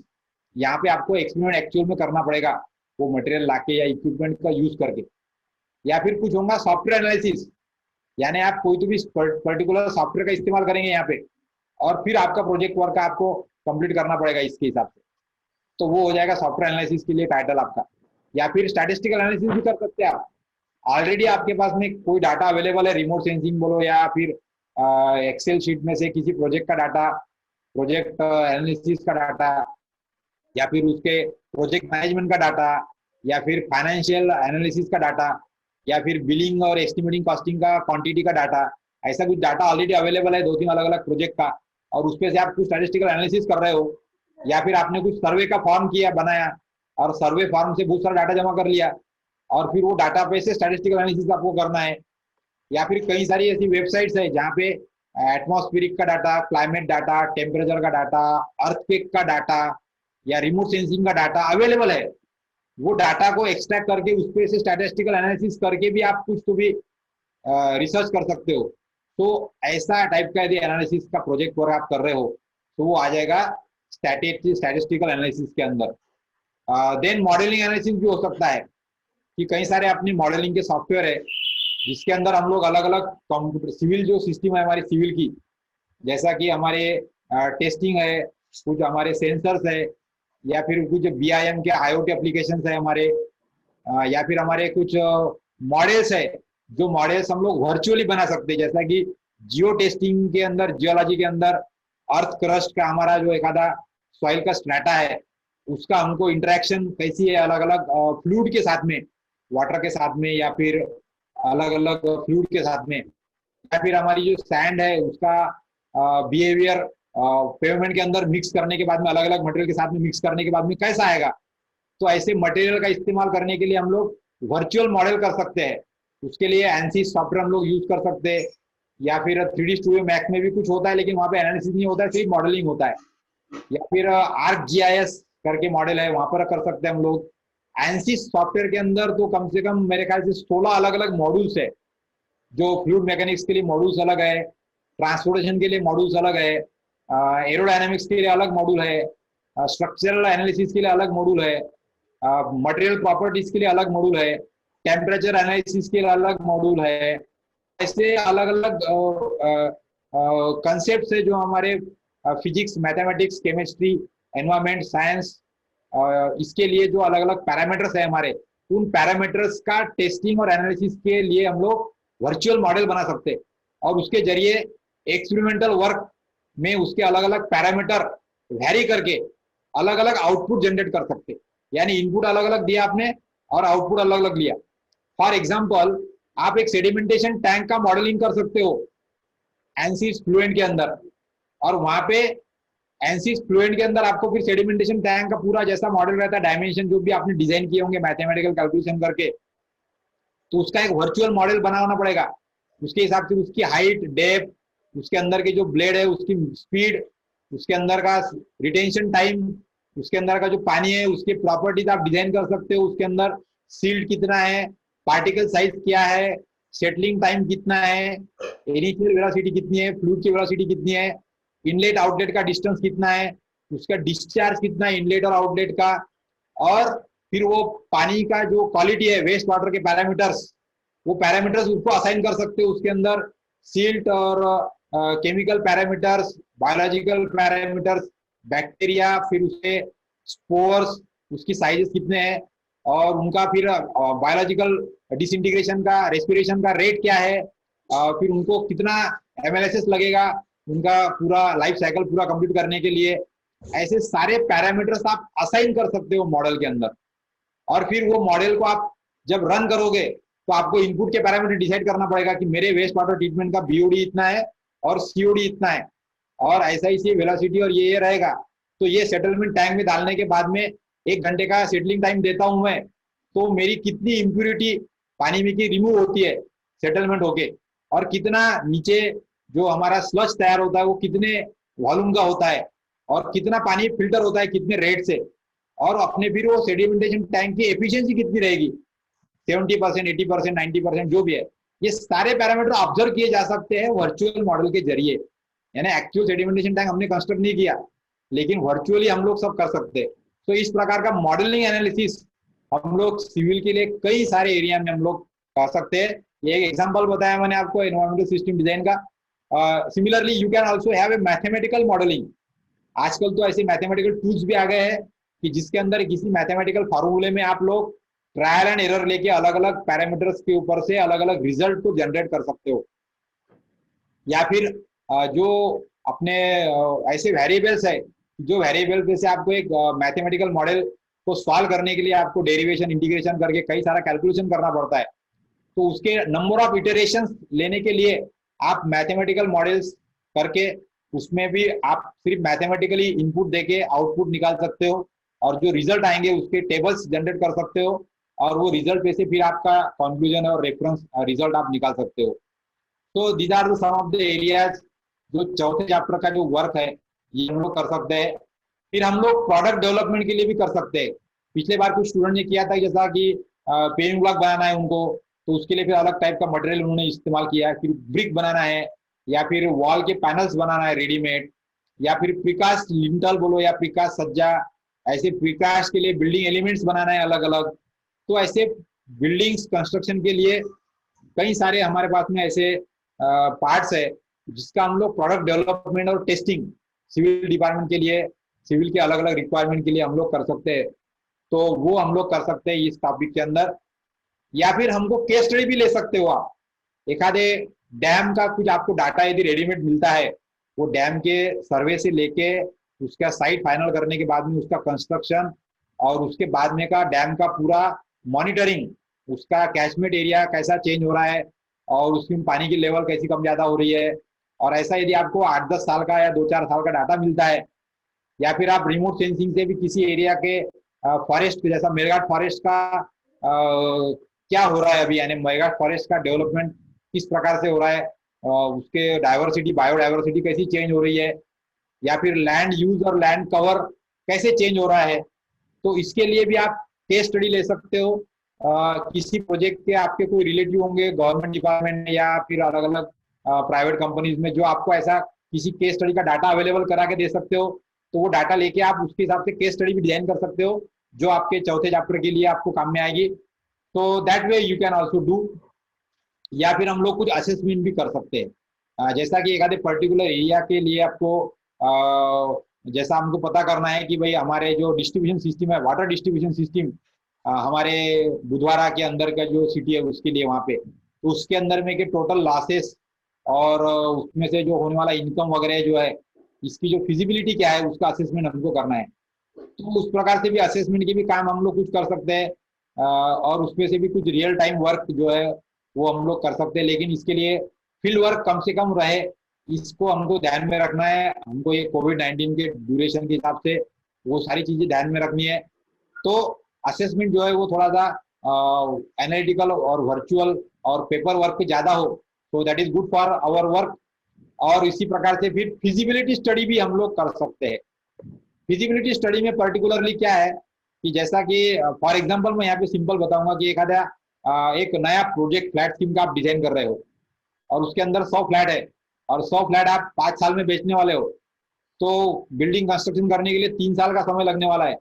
तो फिर पैसे आपको कहाँ से आएंगे, और कितना ब्याज लगेगा, और कितने बैंक से पैसे आएंगे, फाइनेंस कैसा होगा, और 3 साल में फिर स्टेप बाय स्टेप हमारे फ्लैट कैसे बिकेंगे, फिर उसका बुकिंग का अमाउंट कैसा आएगा, फिर उसको कितना फायदा होगा और कितना कैश फ्लो होगा, और फिर उस पे से रिटर्न कैसा मिलेगा, इंटरेस्ट रेट क्या रहेगा, इन्फ्लेशन रेट क्या रहेगा, उसका इफेक्ट क्या होने वाला है। और इसके हिसाब से यदि हमने वो पूरा प्रोजेक्ट लॉन्च किया तो वो प्रोजेक्ट सक्सेस होगा कि नहीं होगा इन द करंट सिनेरियो, इसके लिए हम लोग सिर्फ वर्चुअली काम कर सकते हैं। तो एक्चुअल में कुछ भी नहीं, रियलिटी में कुछ भी नहीं रहेगा, लेकिन एस्टिमेट बना के कैश फ्लो, अकाउंटिंग और प्रोजेक्ट मैनेजमेंट, ये सारे टूल यूज करके हम लोग फिजिबिलिटी स्टडी कर सकते हैं। या इसी प्रकार की फिजिबिलिटी स्टडी आप अलग अलग सिस्टम डिजाइन के लिए फ्लूइड मैकेनिक्स के सिस्टम्स है, वाटर ट्रीटमेंट प्लांट्स के सिस्टम्स है, ऐसे जियो टेक्निकल इन्वेस्टिगेशन के कुछ टेक्निक्स है, उनके बारे में भी आप फिजिबिलिटी स्टडी कंडक्ट कर सकते हो। तो ऐसे सारे डोमेन एरियाज है जो आपका जो वर्क रहेगा वो रियल वर्क आपको चौथे चैप्टर में आपने क्या क्या किया वो आपको यहाँ पे लिखना है। तो इसमें आपको इंस्ट्रूमेंट की लिस्ट, मटेरियल की लिस्ट, टेस्ट की लिस्ट, कौन से फार्मूले रेफर किए, उसपे से आपने कैलकुलेशन क्या क्या किया, आपका जो टेबल्स है, डाटा कलेक्ट किया आपने, ऑब्जर्वेशन, तो वो ऑब्जर्वेशन जितने भी आपने सर्वे किए उस सर्वे के कलेक्शन। तो ऐसा जो ऑब्जर्व करेंगे आप आपके मॉडल पे से या आपके रिपोर्ट पे से या आपके स्टडी पर से, वो जैसी की वैसी इंफॉर्मेशन आपको चौथे चैप्टर में लिखना पड़ता है। अब ये जो चौथे चैप्टर में आप लिखेंगे तो क्या क्या लिखेंगे आप, इसके लिए मैंने यहाँ पे फिर से लिस्ट लिखी है। सबसे पहले तो यानी आपने कोई स्टडी एरिया सिलेक्ट किया होगा तो वो स्टडी एरिया का मैप आपको लिखना है एक पेज के ऊपर। यानी आपका इंडिया, उसके अंदर महाराष्ट्र, महाराष्ट्र में अमरावती डिस्ट्रिक्ट, और अमरावती डिस्ट्रिक्ट में आपका एक आधा विलेज है भाई समझ लो, फॉर एग्जाम्पल बताया मैंने, तो वो विलेज कहाँ पे है, ऐसा एक पेज के ऊपर एक मैप बनाएंगे, तो वो भी चौथे चैप्टर में रहेगा आपका।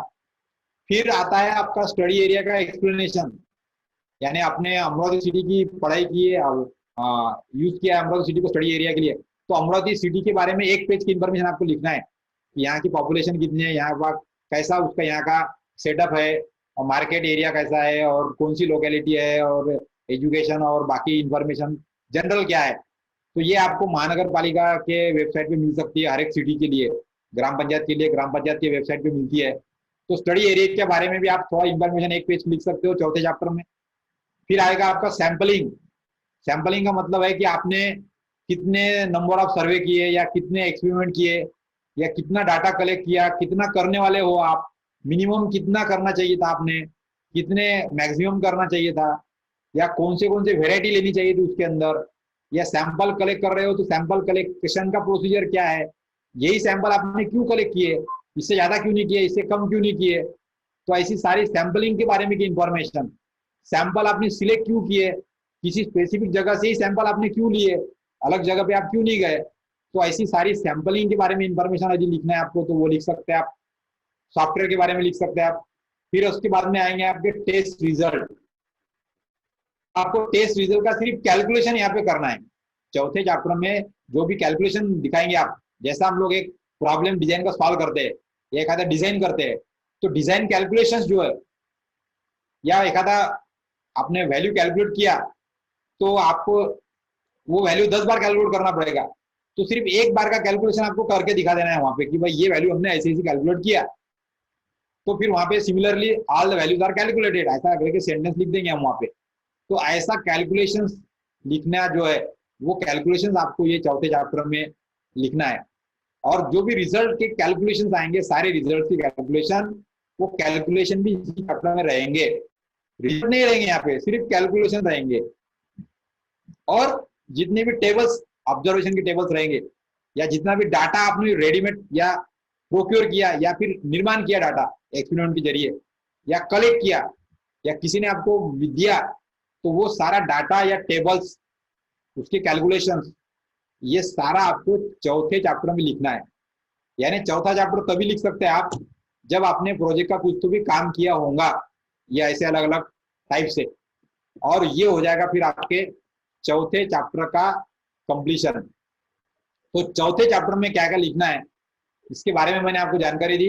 वो अलग अलग इसमें 17 पॉइंट में से एक दो टॉपिक आपके कम ज्यादा भी हो सकते हैं। ये सारे चीज ये एक ही चैप्टर में लिखने वाली चीजें नहीं है।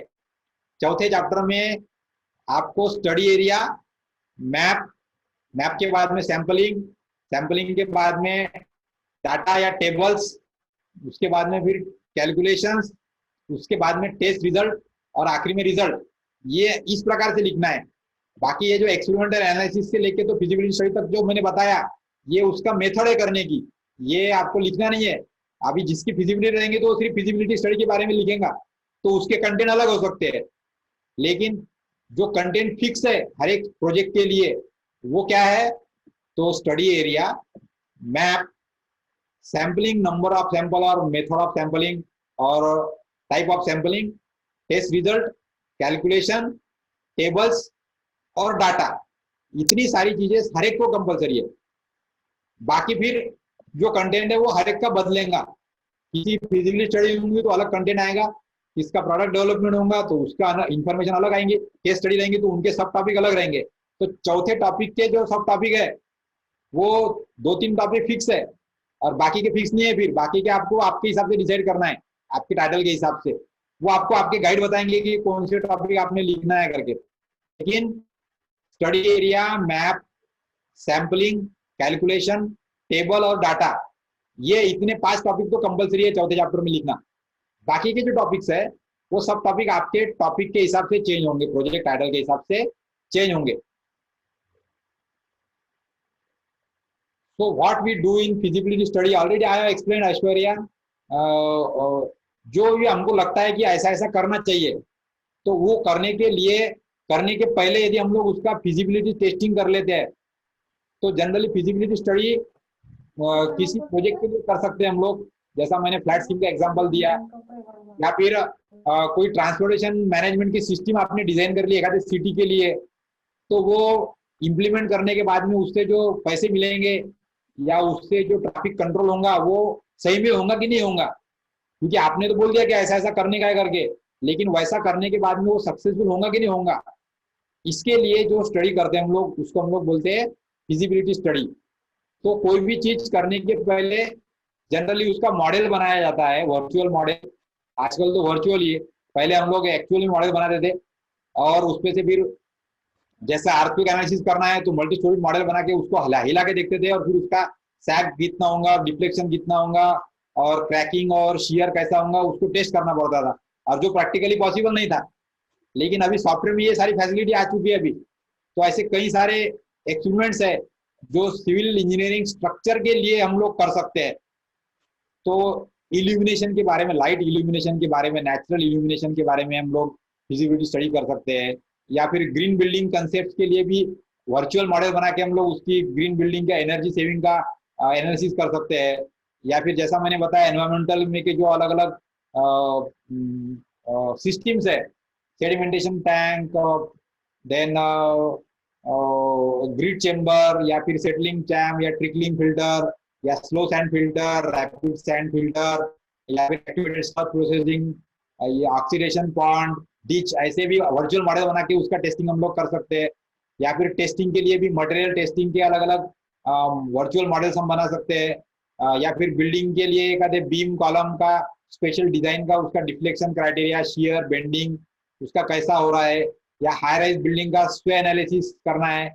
या फिर विंड लोड के लिए उसका एक आधी चिमनी है तो चिमनी का विंड लोड के लिए उसका स्ट्रेस स्ट्रेन डायग्राम और उसकी फिजिबिलिटी, उसका लाइफ का स्पैन, उसका एनालिसिस, उसका मटेरियल की लाइफ, उसका डिफ्लेक्शन, एसएफडी बीएमडी का एनालिसिस और उसके मटेरियल की थिकनेस, उसका टेम्परेचर का थर्मोडायनेमिक बिहेवियर। ऐसे कई सारे चीजें हैं कि जो हम लोग सॉफ्टवेयर के जरिए टेस्टिंग कर सकते हैं। लेकिन इसके लिए आपको सॉफ्टवेयर को थोड़ा सा सीखना पड़ेगा पहले, और उसके बाद में फिजिबिलिटी स्टडी के लिए हम लोग वर्चुअली भी जा सकते हैं और एक्सपेरिमेंटल भी जा सकते हैं। तो I think it is clear to all now, तो I will continue with this next topic. तो हमारा आखिरी का चैप्टर होगा जो होगा हमारा चैप्टर नंबर 5। चैप्टर नंबर 5 का टाइटल होगा अपना रिजल्ट एंड कंक्लूजन। तो ये नाम फाइनल है अपना, रिजल्ट एंड कंक्लूजन। तो चौथे चैप्टर में जो भी कैलकुलेशन आपने किए वो कैलकुलेशन के ऊपर से जो रिजल्ट निकालेंगे वो हमको 5वें चैप्टर में लिखना है। तो इसमें क्या करेगा, देखो चौथे चैप्टर में जितने भी आपने टेबल्स लिखे वाले होंगे, डाटा कलेक्ट किया होगा या डाटा में टेबल होगा, तो वो टेबल पे से यदि ग्राफ बनते होंगे तो वो सारे ग्राफ आपको 5वें चैप्टर में बनाना है। तो आप वहां पे लिखना पड़ेगा from table number 4.1 the graph is prepared and it is given below, और फिर वो ग्राफ आपको एक्सेल में बना के वहां पे डाल देना है, या फिर कोई और सॉफ्टवेयर में आप ग्राफ जनरेट कर सकते हैं, और फिर वो ग्राफ के नीचे वो लिखना पड़ेगा कि ये ग्राफ पे से आपको क्या पता चल रहा है। फिर as seen in the graph, ये इतना इतना स्ट्रेस है, इतना स्ट्रेन है, और इतना लोड हो गया तो ऐसा ऐसा हो गया, वगैरह वगैरह वगैरह। तो जो भी ग्राफ पे से आपको एक्सप्लेनेशन है वो ग्राफ के नीचे ऐसा करके आपको ग्राफ बनाने हैं।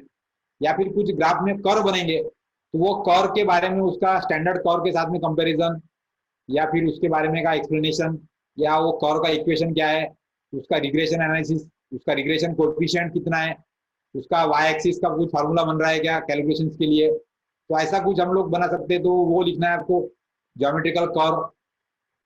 या फिर आप कंपेयर कर सकते हो जो आपके रिजल्ट आए वाले हैं कैलकुलेशन पे से, उसको स्टैंडर्ड के साथ में कंपेयर कर सकते हो कि भाई ये स्टैंडर्ड ये है और हमारे रिजल्ट ऐसे ऐसा है, तो इस पे से क्या कंक्लूजन निकाल सकते हैं आप कि भाई ये ऐसा है, वैसा है, अच्छा है या नहीं है, या ओके है, या जो भी है।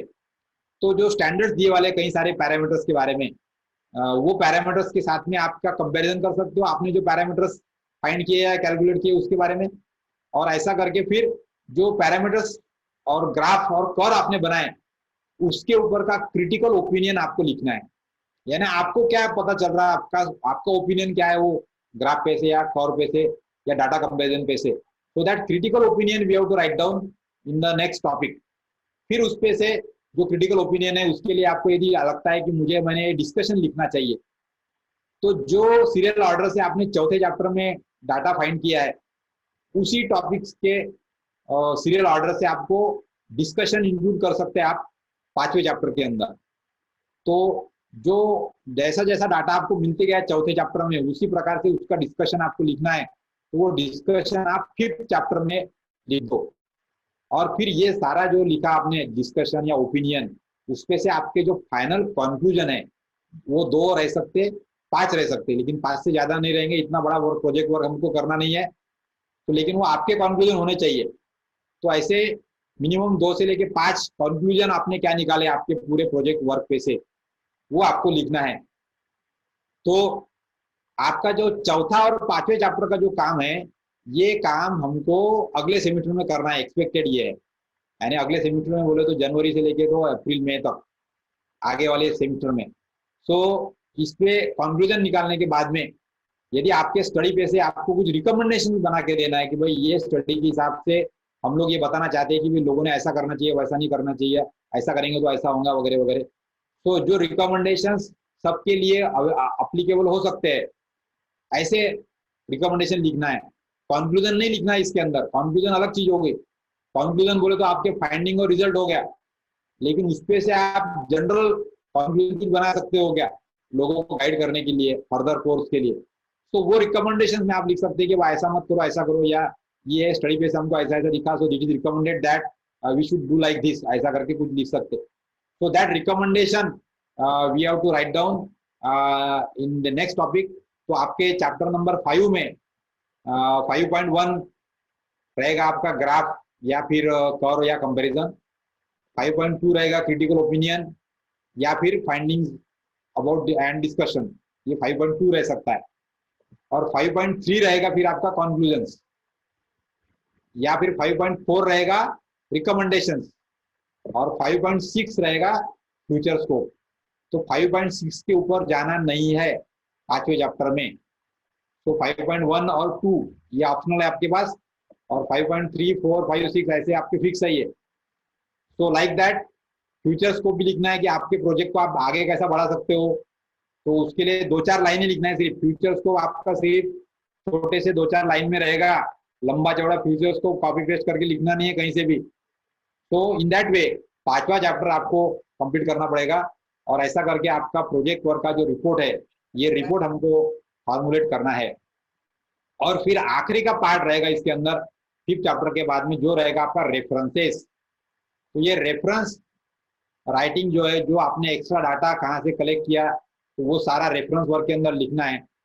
रेफरेंस कैसे लिखना है इसके बारे में मैं आपको, आपके जो गाइडलाइंस है वो गाइडलाइन में पूरा डिटेल एक्सप्लेनेशन दिया है कि कोई भी पेपर का रेफरेंस कैसे लिख सकते हो, या फिर जो रिसर्च पेपर आप डाउनलोड करोगे उसके आखिरी में आपको रिसर्च रेफरेंस लिखे होंगे। तो रेफरेंस में क्या रहता है जनरली, कि ऑथर का नाम, फिर उसके बाद में टाइटल पेपर का, फिर वो कौन से जर्नल में पब्लिश हुआ, जर्नल का नाम, फिर वो जर्नल का मंथ और इशू कौन सा है, वॉल्यूम नंबर, इशू और ईयर, और फिर उसके बारे में पेज नंबर कौन सा है उसमें का। तो ऐसा अलग अलग इंफॉर्मेशन रहती है। तो जर्नल, बुक या फिर वेबसाइट या फिर आर्टिकल, ऐसा जो भी रेफर करेंगे आप, उसका रेफरेंस कैसा लिखना, उसका एग्जाम्पल गाइडलाइन में आपको डिटेल में दिया गया है। वहां से आप रेफरेंस के लिए आपका कैसा रेफरेंस लिखेंगे वो दिखने वाले हैं, और उसको फिर गाइड आपका चेक करेंगे, और फिर वो आपका जो रेफरेंस है वो तैयार हो जाएगा। ये रेफरेंस आपका 2-3 पेजेस का हो सकता है ज़्यादा से ज़्यादा, यानी मिनिमम 10 से लेके मिनिमम मैक्सिमम 25 रेफरेंस हमने बोला है। तो 25 रेफरेंस टाइप करना है तो कम से कम 2 या 3 पेज लगते। तो इस प्रकार से रेफरेंस आपका कंप्लीट हो जाएगा। तो that will be your last part. इसके अलावा फिर यदि आपने यहाँ पर आपको कुछ इंफॉर्मेशन दिख रही है कि आपके रिपोर्ट जो है उसके अंदर आपको एब्स्ट्रैक्ट लिखना पड़ता है।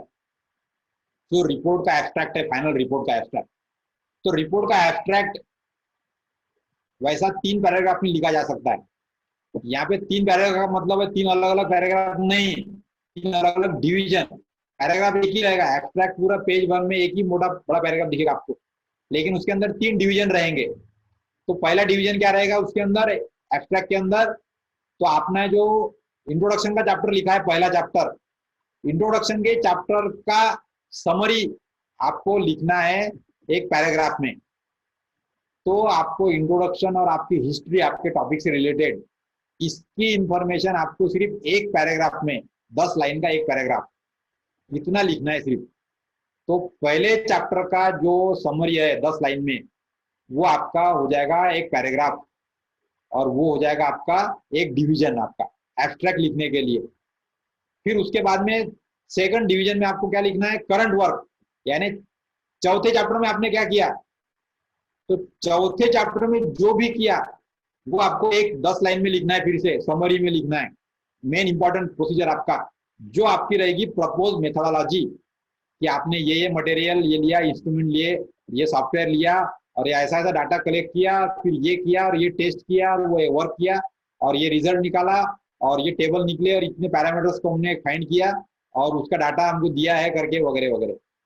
ऐसा चौथे चैप्टर की टोटल समरी, जो चौथे चैप्टर में आपने किया है वर्क, वो आएगा आपका सेकंड डिवीजन में, दैट इज करंट वर्क, और वो आपका सेकंड कंटेंट हो जाएगा।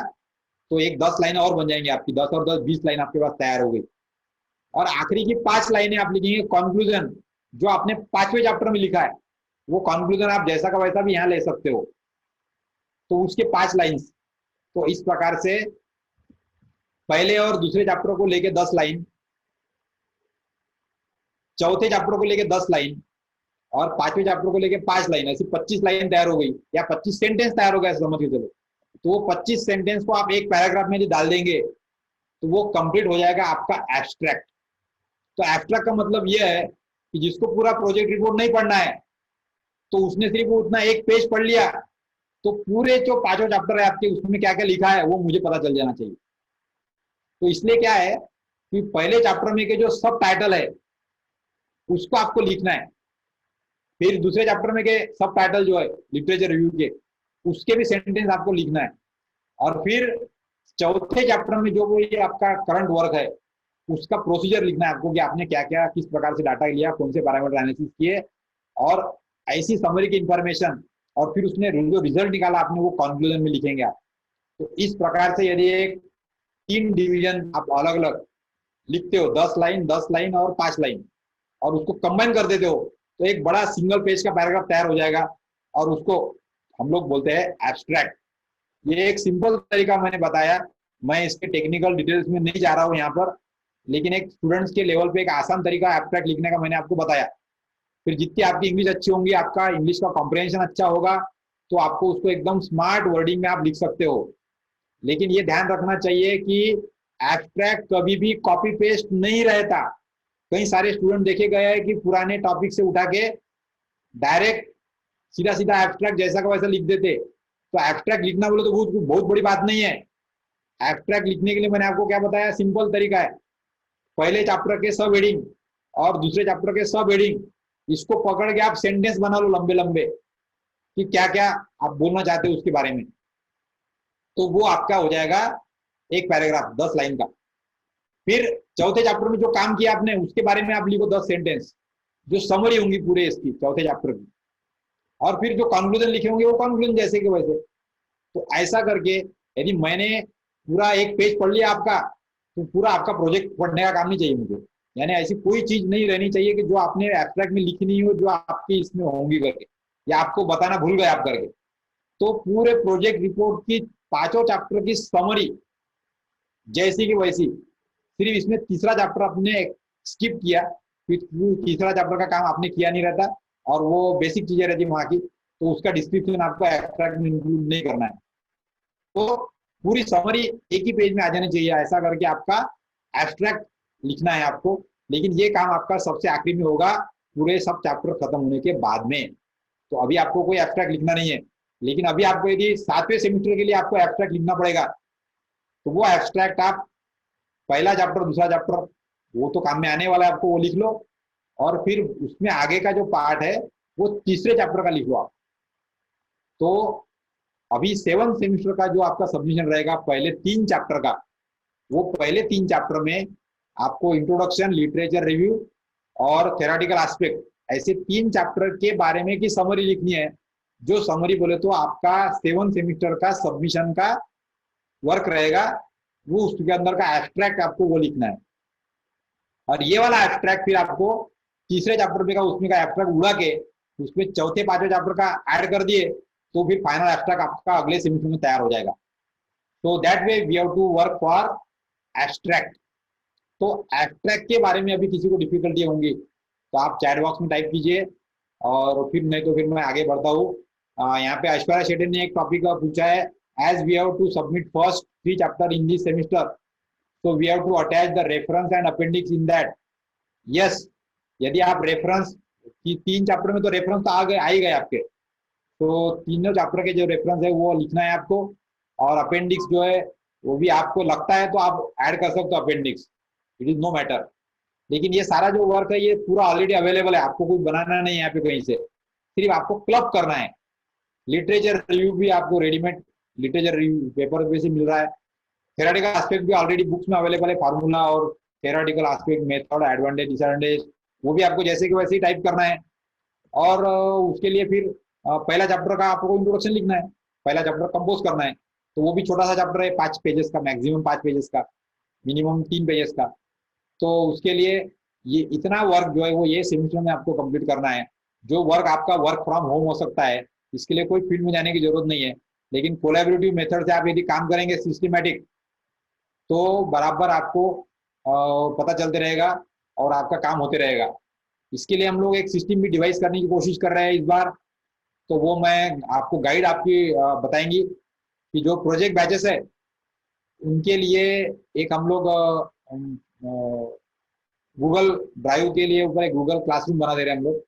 वो गूगल क्लासरूम में अपने अपने 5 फैकल्टी, जो फैकल्टी और 5 स्टूडेंट, वो क्लब रहेंगे वहाँ पे, और अपना सारा काम उसी ड्राइव में स्टूडेंट्स को करना है। तो आपका एक के साथ में शेयरिंग होता रहेगा, उसकी डिटेल्स बाद में मैं आपको बताता हूँ। तो इन दैट वे एब्स्ट्रैक्ट आपको समझ में आ गया ऐसा मैं होप करता हूँ यहाँ पे। तो कंक्लूजन के बाद में जो मैंने अभी आपको चीजें बताई वो इम्पोर्टेंट है। रिसोर्सेस, आपको जो गाइडलाइन मिलने वाली है वो गाइडलाइन में ये सारे रिसोर्सेस दिए हैं। लिटरेचर पेपर डाउनलोड करना है तो कहाँ से करना है, उसके लिए यहाँ पर आपको एक लिस्ट आ रही है, thesis123.com, 1000project.org, onlinelibrary.vile.com, showtheganga.com, SGBU library, Denmark university, इसकी वेबसाइट है। Then civil engineering journals, then Google scholar, ये वेबसाइट है। Springer journal, then NICW journal, ये अर्थक्वेक इंजीनियरिंग का जर्नल है। Then EPC journal, environmental pollution control journal, then inside outside magazine, then master builder magazine, then renewable energy magazine, then national digital library NDL, NDL पे भी आपका subscription नहीं होगा तो कर लीजिए आप। तो ये सारे रिसोर्सेज मैंने आपको बताए कि जहां से आप रिसर्च टॉपिक और रिसर्च के पेपर आप डाउनलोड कर सकते हो। तो ये सारे वेबसाइट्स को आपको रेफर करना है। आपको जो गाइडलाइन मिलेंगी, गाइडलाइन में ये सारी लिस्ट वहां पर दी है, तो आपको यहाँ पे लिखने की जरूरत नहीं है। ये जो लिस्ट है वो लिस्ट पे से हम लोग इसको पता कर सकते हैं, और यहाँ से आपको पेपर डाउनलोड करने हैं। उसके बाद में फिर आपका जो नेक्स्ट पार्ट आएगा वो हमको देखना है। तो आपके टॉपिक्स के लिए मैंने आपको बताया था कि पिछले बार जो प्रोजेक्ट्स थे वो structural audit of the college building, design of rain water harvesting system for college building, ये सब हो चुके टॉपिक है। सिर्फ मैं आपको एग्जाम्पल के तौर पे बता रहा हूँ। Environmental audit of the college campus, energy audit of the college campus, master plan preparation, comparative study of the water purifier performance, study of existing rain water harvesting system. तो ये सारे टॉपिक्स हैं जो हो गए। इसके लिए टॉपिक पिछले स्टूडेंट्स ने ये टॉपिक पे काम किया है। Affordable housing solution for PMAY housing scheme, low cost precast housing system for PMAY, then artificial sand using AAC block cutting waste. तो ये सारे टॉपिक्स कुछ स्टूडेंट ने पिछले बार लिए थे। ये सारे टॉपिक्स के लिए आप कैटेगरी आप ढूंढ सकते हो आपके टॉपिक की। तो जो आपके प्रोजेक्ट्स है वो एक तो मास्टर प्लान के टॉपिक्स हो सकते थे, वो पिछले बार कुछ स्टूडेंट ने ले लिए। उसमें से कुछ रिमेनिंग होगा तो आप गाइड के साथ में डिस्कस कीजिए। देन उन्नत भारत अभियान के लिए आप धावड़े सर को कंसल्ट कर सकते हो। उनके टॉपिक, उनके पास में कुछ टॉपिक हो सकते हैं उन्नत भारत के लिए, जो जिसके लिए हम लोग प्रोजेक्ट वर्क काम कर सकते हैं। उन्नत भारत के टॉपिक ऐसे है कि जिसके बारे में यदि आपने प्रोजेक्ट का डिजाइन कर लिया तो वो प्रोजेक्ट डिजाइन हम लोग ग्रांट के लिए सबमिट कर सकते हैं। तो वहाँ पे वो पैसे यदि मिलेंगे बाद में फ्यूचर में, तो वो जो प्रोजेक्ट है वो गांव में जाके इम्प्लीमेंट भी कर सकते हैं हम लोग। तो इसके लिए सारंग धावड़े सर उन्नत भारत अभियान के कोऑर्डिनेटर है। आप उनको मेल या व्हाट्सएप करके उनको भी पूछ सकते हो कि उनके पास में कुछ टॉपिक है क्या करके। या फिर कुछ फैकल्टी अपने पीएचडी कर रही होंगी तो उनके पीएचडी टॉपिक से भी आप काम कर सकते हो। तो that is there are some topics where you can work for. Then कुछ इंडस्ट्री स्पॉन्सर टॉपिक भी हो सकते हैं कि इंडस्ट्री को लगता है कि मुझे ऐसा बना के चाहिए या ऐसा ऐसा होना, रिसर्च करके होना आपकी तरफ से, या ये रिजल्ट मुझे निकाल के दो, तो वो रिजल्ट भी निकाल सकते हो आप। या फिर कुछ कोलैबोरेटिव प्रोजेक्ट हो सकते हैं किसी एनजीओ के लिए, उनको कुछ करके होना। तो सिविल इंजीनियर के लिए कई सारे ऐसे सोशल टॉपिक्स है जिसके बारे में जो भी है हमारा जो स्वच्छता, सैनिटेशन या फिर हेल्थ इशू, ऐसे ऐसे के लिए कई सारे एनजीओ के साथ में हम लोग कुछ काम कर सकते हैं। तो ये सारे कोलैबोरेटिव प्रोजेक्ट भी हो सकते हैं। तो इसके लिए आपको ये सारी टॉपिक्स ध्यान में रखते हुए प्रोजेक्ट के टाइटल फाइनल करने के लिए आपके गाइड के साथ में डिस्कशन करना है, और वो टॉपिक फिर मुझे भेजना है, और वो टॉपिक से फिर हम लोग उसको फाइनल करके फिर टाइटल फाइनल हो जाएगा आपका। तो फिर आप पहला चैप्टर, दूसरा चैप्टर, तीसरा चैप्टर वो सब काम शुरू कर सकते हो। तो आखिरी में मैं फिर से आपको यही कहूंगा कि आपको कितना भी नॉलेज हो जाए, आपने पॉलिटेक्निक कर लिया, बीई कर लिया, एमई कर लिया, पीएचडी कर लिया, और कई सारे डिप्लोमा डिग्री कर लिए, लेकिन आपके नॉलेज को तभी वैल्यू रहेगी जब आप वो नॉलेज का इस्तेमाल करना जानते हो। तो जो भी आपने अभी तक का नॉलेज मिलाया होगा उसको आपको एग्जिस्टिंग में वर्क करके कुछ यूटिलाइज करने का मौका है आपके पास में, प्रोजेक्ट वर्क यानी। तो आप यदि कुछ एक्शन लोगे, उसमें से कुछ नया करके दिखाओगे, तो उसके लिए आपके लिए भी एक इंस्पिरेशन रहेगा कि मेरा प्रोजेक्ट लाइफ टाइम के लिए हम लोग याद कर सकते। मैंने मेरा प्रोजेक्ट किया था फेरो सीमेंट यूटिलिटी एलिमेंट्स का 1990 में, 1990 में। उसके बाद में फिर उस समय कोई रिसर्च नहीं था उसके ऊपर, और मेरा प्रोजेक्ट का वर्क का मुझे इतना अप्रिसिएशन मिला, और बाद में फिर उसके फील्ड एप्लीकेशंस और कई सारे स्टार्टअप वगैरह भी हुए उसके ऊपर, और फेरो सीमेंट के बारे में कई सारा फिर आर&डी भी हुआ बाद में। लेकिन मैं उस समय पहला स्टूडेंट था कि मैंने वो टॉपिक को लिया और उसके ऊपर के 4 एलिमेंट्स मैंने डिजाइन किए थे वहां पे। तो उसके लिए हमने आईआईटी रुड़की से उस समय मैंने हेल्प ली थी किसी फैकल्टी से, और डिजाइन का पैरामीटर डिसाइड किए थे। तो आपके पास में नॉलेज है, लेकिन उसको इंपॉर्टेंस तभी है जब आप उसको किसी एप्लीकेशन ओरिएंटेड एक्शन में उसको बदल सकते हो। और इसी को ध्यान में रखते हुए आपको प्रोजेक्ट का टाइटल डिसाइड करना है। और ऐसा यदि करोगे आप, तो मेरा ये फेमस दुआ है, मैं हमेशा बताता हूँ कि अभी तक का जो हमने किया वो जो भी हो चुका, ओके उसको भूल जाइए आप। तो अभी हमको आगे जो करना है, अभी जो प्रेजेंट में हमको जो हमारा मौका मिला है हमको प्रोजेक्ट वर्क करने का, तो उसको आप ध्यान में रखिए। तो तन का मन का छोड़ के कौन क्या बोल रहा है उसको ध्यान में नहीं रखना है। अपने को अपना सोचना है कि प्रेजेंट में मैं अभी क्या बेस्ट कर सकता हूँ, वो बेस्ट आप देने की कोशिश करिए। तो माला फेर तो युग गया फिरा न मन का फेर, तन का मन का छोड़ के मन का फेर. तो अभी हमको हमारे ऍटिट्यूड में फिट कर लेना आहे की आता माझी सटकली, मला एक चांगला प्रोजेक्ट करायचा आहे फायनल इयरचं, आणि मी आता एक माझं जे प्रोजेक्ट आहे हे लाईफ टाइम साठी म्हणजे अचीवमेंट राहणार आहे बा, अशा प्रकारचा टॉपिक घेऊन मी त्याच्यावर माझं काम करणार आहे. ऐसा एटीट्यूड यदि आपने बेस्ट आपके लिए सेट कर लिया तो मैं बताता हूँ आपको लाइफ टाइम के लिए उसका सेटिस्फेक्शन रहेगा, और आप उसको हमेशा सभी लोगों के सामने उसको बता पाओगे कि कॉन्फिडेंटली बता पाओगे कि यस मैंने ये एक इनोवेटिव काम यहाँ पे किया था करके. Now today I will really thanks to all the students that today they have attended the whole session with the good enthusiasm. At the many times I have asked for you the chat and you have responded very promptly. So it gives me the courage to arrange this type of live sessions for you final year students. And there are some few good things are also there. In online mode, we are planning for your final year students, and so that we could make the best of you as in PRMCM, and we will give you the most of the benefit out of this after COVID-19 lockdown time. So thank you for being with us me today. And now in officially, I will end the today's meeting. I again thanks to all the faculty members present here, and I hope that together we can bring the change in this new era. Thank you once again.